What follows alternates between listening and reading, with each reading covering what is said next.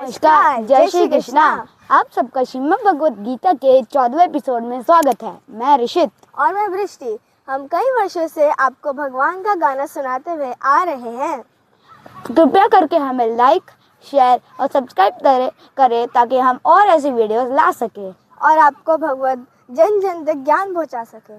तो आज हम श्रीमद् भगवत गीता के अध्याय 2 यानी संख्या योग श्लोक 36 से 43 का विश्लेषण करने जा रहे हैं। आवच्य वदांश बाहुन वदिष्यन्ति तवाहिता निन्दन्तस्तवा सामर्थ्यं ततो दुःखतरं नु किम्। श्रीमद् भगवत गीता अध्याय 2 श्लोक 36।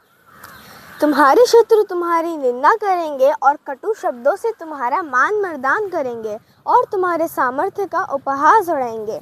तुम्हारे लिए इससे पीड़ितदायक और क्या हो सकता है। हटो व प्राप्स्यसि स्वर्गं जित्वा भोक्ष्यसे मह्यं तस्मात् उत्तिष्ठ कौन्तेयः युद्धाय कृतनिश्चय। श्रीमद् भगवद गीता अध्याय 2 श्लोक 47। हे कुंती पुत्र, यदि तुम युद्ध करते हो तो या तो तुम मारे जाओगे और स्वर्ग लोक की प्राप्ति करोगे या विजयी होने पर धरती के साम्राज्य का सुख भोगोगे। इसलिए हे कुंती पुत्र, उठो और दृढ़ संकल्प के साथ युद्ध करो।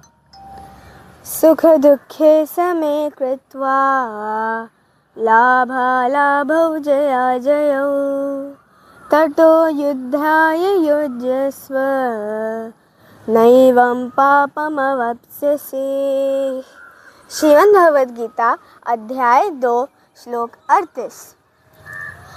युद्ध करो। युद्ध करने से मिलने वाले सुख दुख लाभ हानि को समान समझो। यदि तुम इस प्रकार अपने दायित्वों का निर्वहन करोगे तो तुम्हें कोई पाप नहीं लगेगा। एषत विहित संख्ये बुद्धिर्योगी त्रिवांशिनो बुद्धयो युक्तो यय पार्थ कर्मबंधम प्रहस्यसि।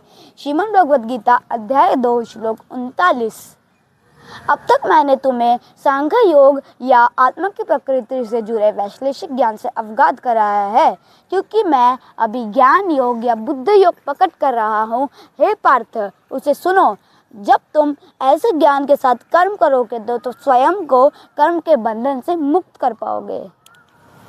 नेहाभिक्रमानाशोऽस्ति प्रत्यवायो न विद्यते स्वल्पम् अप्यस्य धर्मस्य त्रायते महतो भयात्। श्रीमद् भगवद गीता अध्याय 2 श्लोक 40।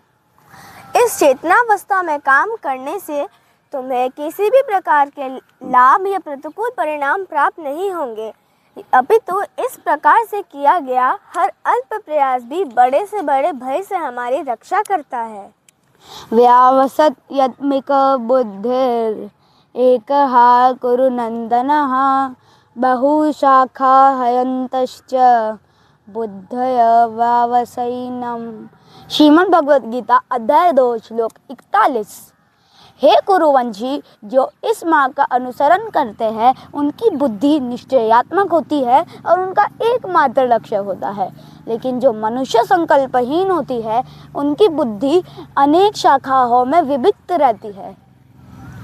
यमीमं पुष्पितं वाचं प्रवदन्ति अवपश्चित वेदवदहृतः पार्थ नन्यद् अस्तीति वदेनः कमात्मनः स्वर्गपार जन्म कर्म फलप्रदं क्रियाविशेष बाहुलां भोगेश्वर गतिं प्रति।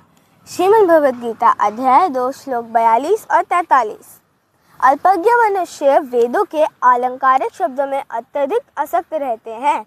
वह स्वर्ग लोक का सुख भोगने के प्रयोजनार्थ दिखावटी कर्मकांड करने की अनुशंसा करते हैं। वह ये भी मानते हैं कि वेदों में कोई उच्च सिद्धांतों का वर्णन नहीं किया गया है। वे वेदों के केवल उन्हीं खंडों को महिमा मंडित करते हैं जो उनकी इंद्रियों को तृप्त करे। उत्तम जन, ऐश्वर्य, इंद्रिय तृप्ति और स्वर्गलोक की प्राप्ति के लिए आडंबरयुक्त कर्म कांडों के पालन में लगे रहते हैं।